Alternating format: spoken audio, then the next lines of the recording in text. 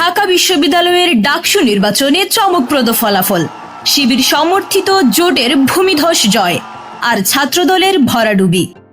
ঢাকা বিশ্ববিদ্যালয়ে কেন্দ্রীয় ছাত্র সংসদ নির্বাচনে শিবির সমর্থিত ঐক্যবদ্ধ শিক্ষার্থী জোট পেয়েছে ভূমিধস জয়।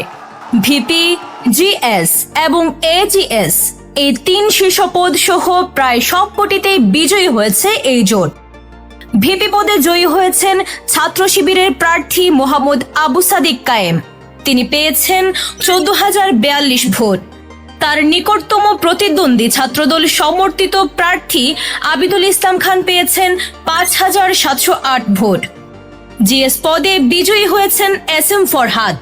তিনি পেয়েছেন 10,794 ভোট, যেখানে ছাত্রদল সমর্থিত প্রতিদ্বন্দ্বী পেয়েছেন মাত্র 5,283 ভোট।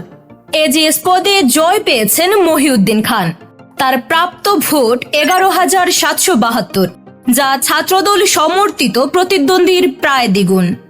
শুধু তাই নয়, মুক্তিযুদ্ধ ও গণতান্ত্রিক আন্দোলন সম্পাদক, বিজ্ঞান ও প্রযুক্তি সম্পাদক, আন্তর্জাতিক সম্পাদক সহ একাধিক পদে বিজয়ী হয়েছেন শিবির সমর্থিত জোটের প্রার্থীরা।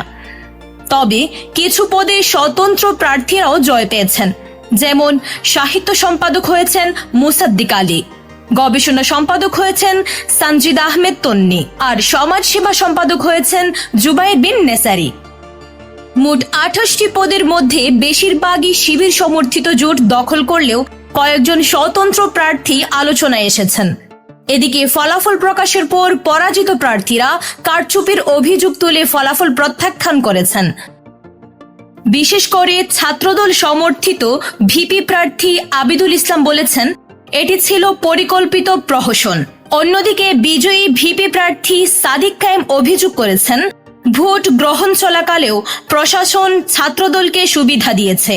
উল্লেখ্য, এবার মোট 39,874 জন ভোটার তাদের ভোটাধিকার প্রয়োগ করেন।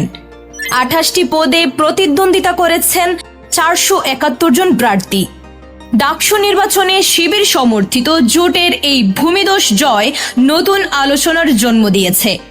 অন্যদিকে পরাজিত প্রার্থীরা ফলাফল প্রত্যাখ্যান করায় বিতর্কও থামছে না। এই ধরনের গুরুত্বপূর্ণ আপডেট পেতে আমাদের সঙ্গে থাকুন।